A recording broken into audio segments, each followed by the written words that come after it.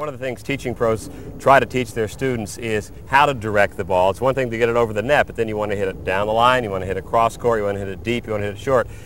And so many things seem to be involved in that. I mean, they teach you to turn your body sideways to the net sometimes, and for a down the line shot, your racket has to be pushed out a little further, or for a cross court shot, you open your hips a little bit and whip the ball across your racket, or your racket across your body. I know you don't subscribe to any of those theories, do you? Oh, definitely not. I mean, that makes tennis so complicated. And actually, none of the pros plays like that. Why should you push that? I mean, which is contrary to the way, logic teaches you. I mean, shows you that to hit a ball in one direction or another, you just change the racket angles. Yeah, you might be in a difficult position. You may be falling, because you've been running too hard, and then you just angle the racket, and if you want to go down the line, you angle it this way. If you want to go cross court, you angle it this way, just like you would do it with your hand. Mm-hmm. Okay, so this is the ball in that corner, and this is the ball cross court. Just with the hand, I will do the same thing.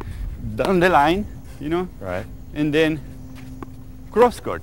So is it a matter of breaking your wrist to angle the racket, or do you even tell people to be aware of that? Oh, and just to be aware, it's not really breaking the wrist. A little difference in angle here will make the ball go down the line or go cross court. It's not really the position, of your body. But now, if you're going to hit the ball down the line, don't you have to be hitting it on your front foot and pointing in that direction?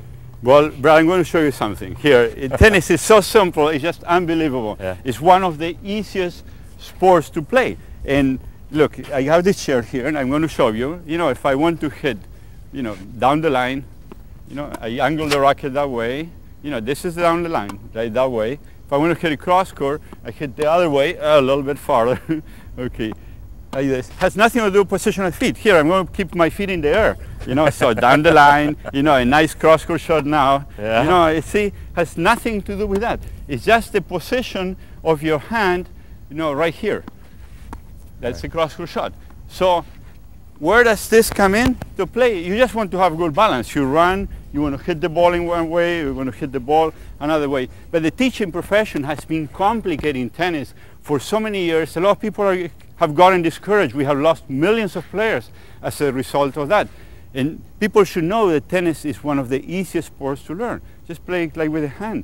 Here, I'll show you Agassi's forehand. Here, this is Agassi's forehand. Like this. Here a few more. Look, like this, into that corner. Put it farther and make me run a little bit. Yeah, there you go. You go like this, and you get $20 million. So, well, now the argument is, Oscar, and don't beat me up. I'm not saying it necessarily, but I've heard people say that, yeah, Andre Agassi, he's a motor genius. He's a gifted, talented individual. We all should be so lucky to have the skills that he has, but we don't.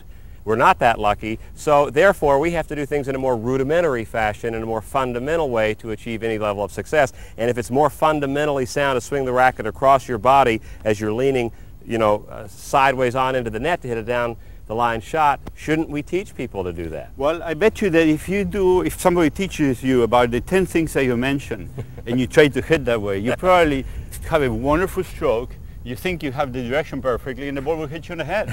Because that is, what your focus is. Too many complicated things.